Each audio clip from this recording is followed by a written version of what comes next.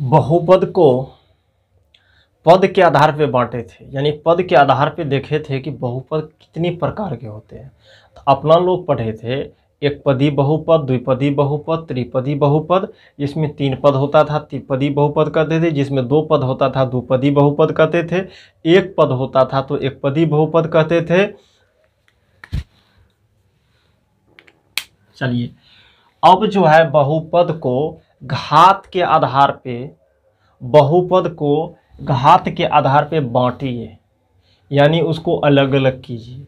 तो घात के आधार पे करेंगे हो जाएगा एक घाती बहुपद, द्विघाती बहुपद, त्रिघाती बहुपद।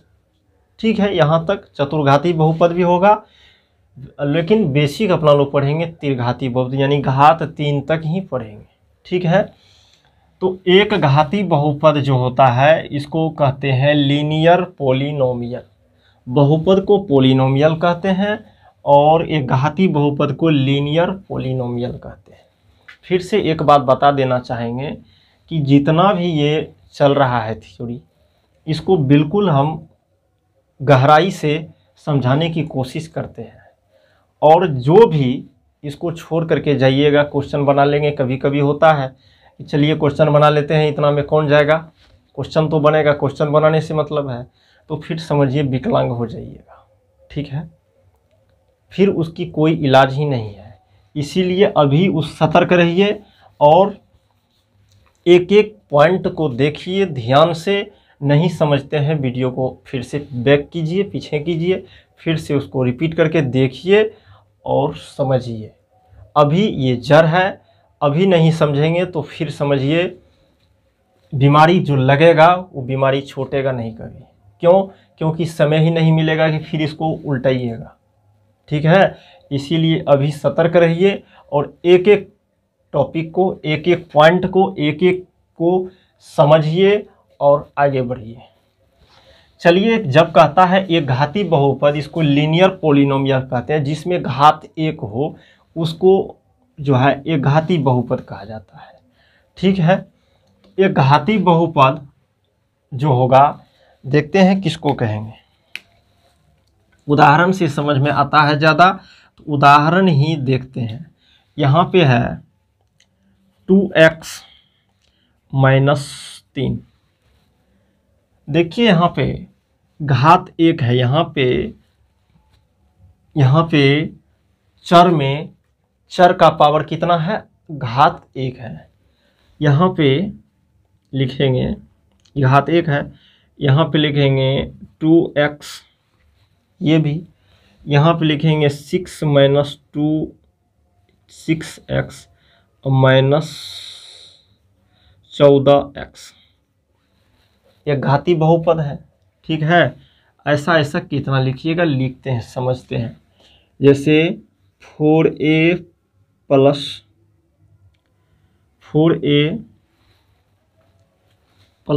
9, ये क्या हो गया, एक घाती बहुपद हुआ। देखिए इसका घात 1 है, इसीलिए इसको एक घाती बहुपद कहा जाता है। जैसे यहाँ पे 16 -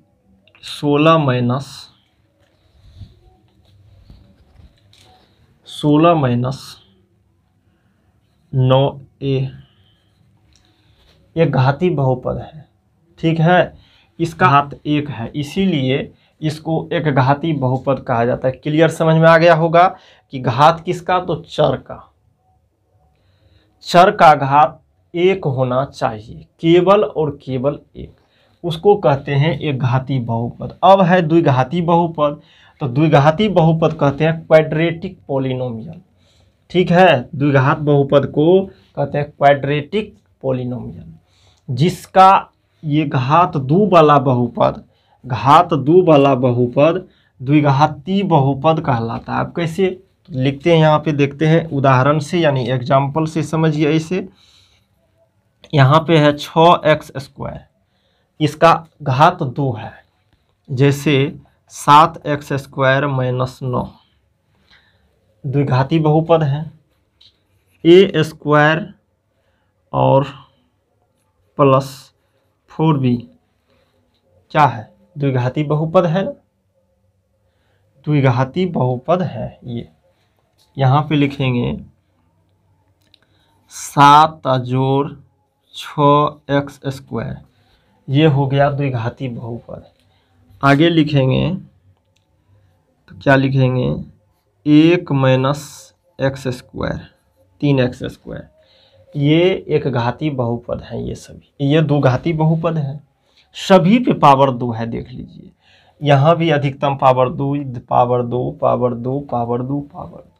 तो जिसका घात 2 होगा उसको कहेंगे द्विघाती बहुपद, जिसका पावर यानी घात 1 रहेगा उसको कहेंगे एक घाती बहुपद। एक घाती बहुपद को लीनियर पोलिनोमियल कहते हैं, द्विघाती बहुपद को क्वाड्रेटिक पोलिनोमियल कहते हैं। ठीक है, यहाँ तक क्लियर हो जाना चाहिए। इसको पहले लिखिए, उसके बाद जो है त्रिघाती बहुपद देखेंगे। घाती हो गया, दो घाती हो गया, अब त्रिघाती बहुपद देखते हैं। तो त्रिघाती बहुपद क्या होता है, जिसमें 3 घात होगा उसको कहेंगे त्रिघाती बहुपद। तो इसको कहते हैं, देखिए त्रिघाती बहुपद को क्यूबिक पोलिनोमियल कहा जाता है इंग्लिश में, क्यूबिक पोलिनोमियल। 3 घात वाला बहुपद त्रिघाती बहुपद कहलाता है। अब कैसे, सो देखिए यहाँ पे एग्जाम्पल में, जैसे 6x³ + 6x + 9। देखिए इस जानते हैं घात निकालने पूरा क्लियर बता चुके हैं। जिसका अधिकतम घात को ही घात माना जाएगा। यहाँ पे 3 घात वाला बहुपद है, देख लीजिए इसका अधिकतम पावर 3 है तो 3 घाती बहुपद हुआ। ठीक है, और यहाँ पे 9x³ - 2x त्रिघाती बहुपद हुआ।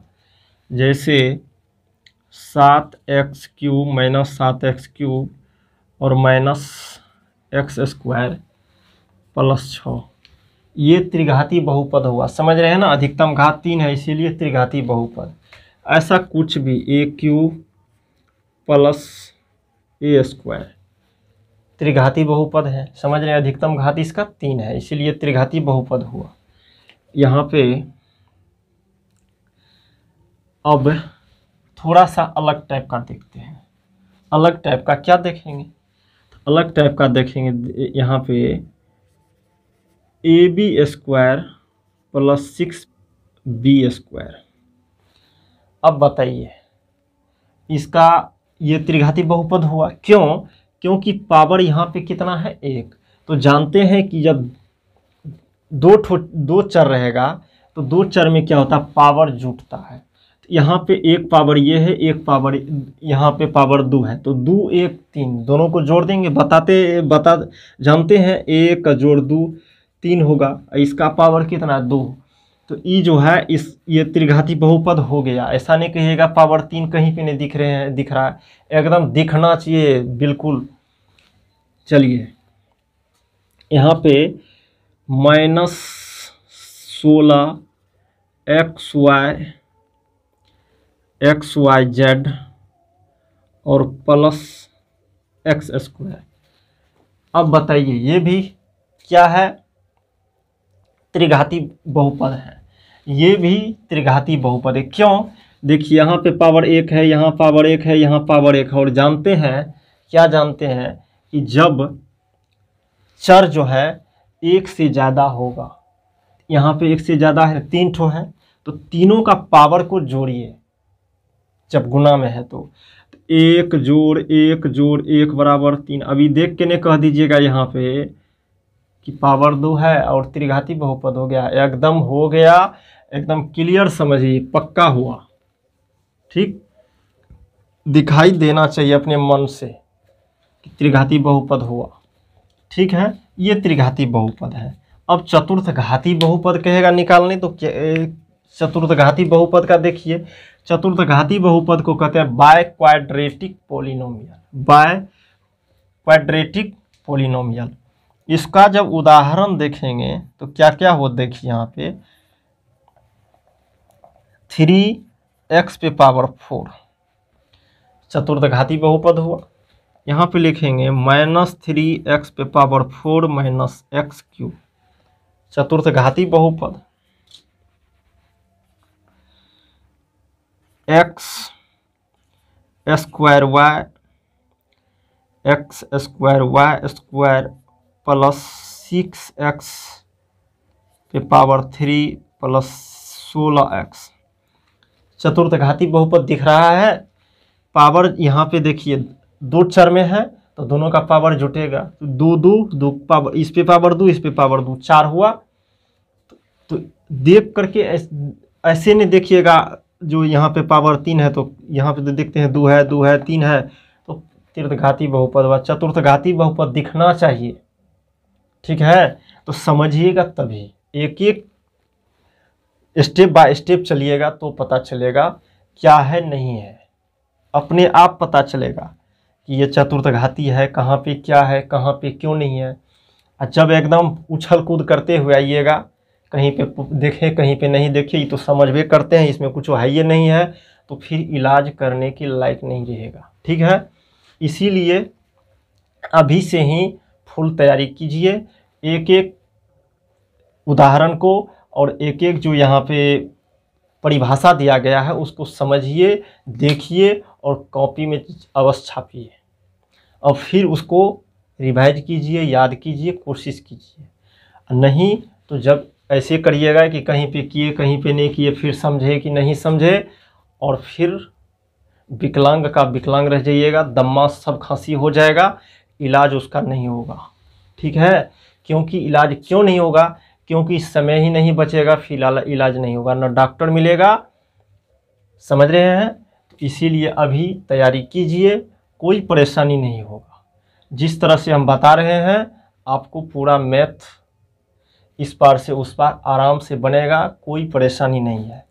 चलिए, और प्रत्येक एक्सरसाइज को हम बनाते चल रहे हैं, उसका थ्योरी के साथ थ्योरी समझते हैं, यानी उसका परिचय क्या है, उससे पहले कैसे कैसे बनाएंगे, ये जो चल रहा है इसी को थ्योरी कहते हैं। ठीक है, परिचय समझिए, तो इस प्रकार से बनाइए, एक एक क्वेश्चन को बनाते चलेंगे और समझते चलेंगे। तो चलिए, ये हो गया त्रिघाती बहुपद और चतुर्थघाती बहुपद। यहाँ पे कह देगा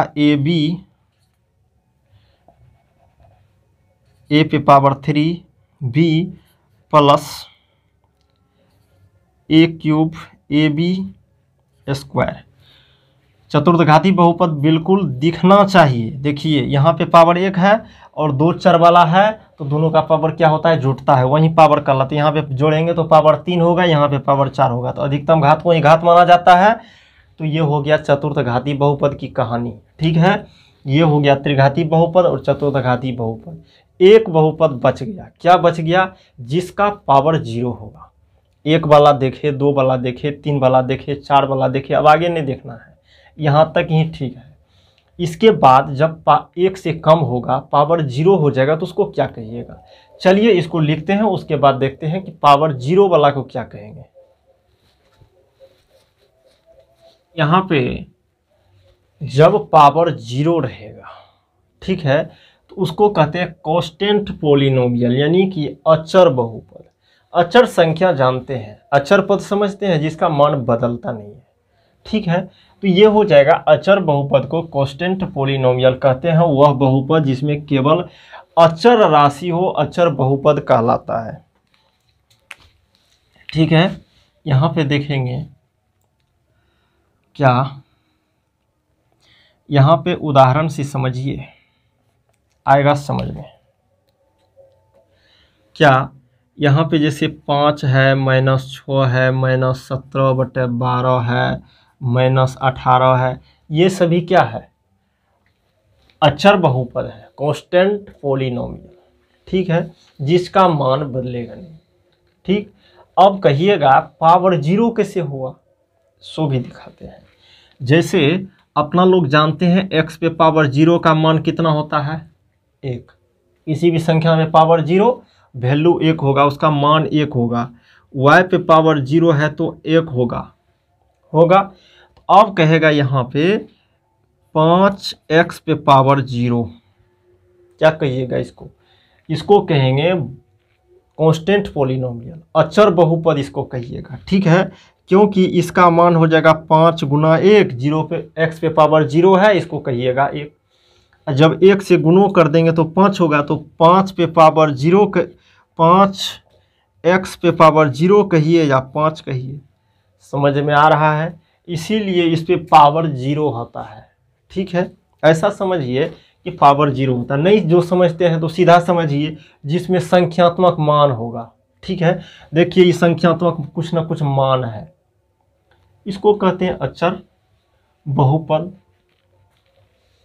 ठीक है, यहाँ तक समझ में आ गया होगा।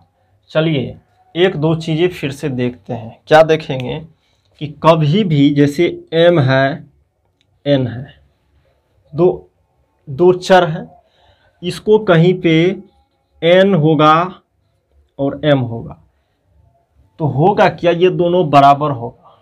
ये दोनों ये डायरेक्ट बिना कहे और बिना सोचे यहाँ जहाँ पे उपयोग करना होगा उपयोग करेंगे। ठीक है, तो अपने मन में एकदम समझ लीजिएगा ऐसा होगा। जैसे यहाँ पे a रहेगा माइनस ए बी रहेगा, यहाँ तो e जो है माइनस बी ए के बराबर होगा। ठीक है, तो यहाँ पे ध्यान में ये सब छोटी छोटी बातों को रखना है। ठीक, ऐसा रहेगा जैसे 5x पे पावर 0 है तो वहाँ पे लिख देंगे 5। अब फिर जो है कंफ्यूज हो जाइएगा कि कैसे हो गया, तो इस पे ध्यान रखना है। जैसे 6y पे पावर 0 है तो ये 6 ही हुआ।